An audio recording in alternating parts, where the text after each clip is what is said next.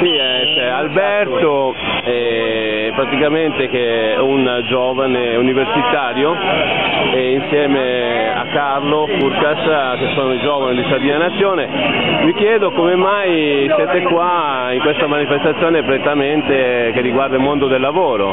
Che manifestare oggi per il lavoro significa anche manifestare per quelli che un domani dovranno andare a lavorare.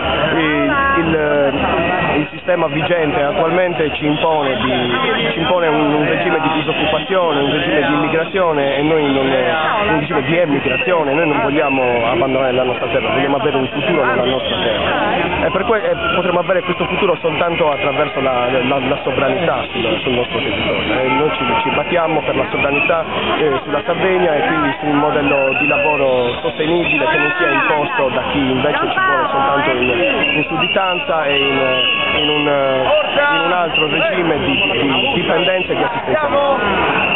Carlo, te che cosa mi vuoi dire anche te? Visto che siete universitari e perciò siete più che altri legati al discorso dell'intellettualità della vostra azione. Allora, come ha detto già Alberto, come dice il nostro striscione, sovranità uguale al lavoro. Questo perché riteniamo che il sistema attuale ci ponga un modello di sviluppo che sia sbagliato per la nostra terra. A dimostrazione di questo ci sono tutti i lavoratori in piazza che protestano perché?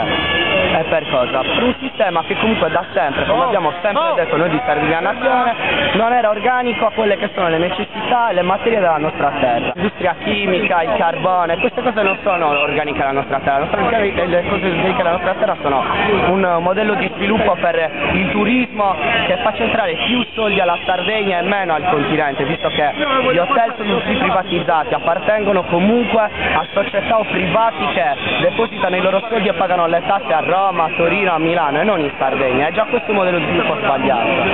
Noi siamo qui per la sovranità del nostro popolo e per dare un segnale forte ai lavoratori che gli indipendentisti e anche i giovani indipendentisti sono al loro fianco a combattere con loro e a combattere per costruire un sistema di sviluppo che sia organico a noi per il nostro futuro, che ci dia una prospettiva di futuro reale e tangibile e non come ora nel 2010 che i ragazzi escono dall'università con una laurea o dal liceo con un diploma e non hanno nessuna certezza di quello che faranno nel loro futuro. Grazie Carlo.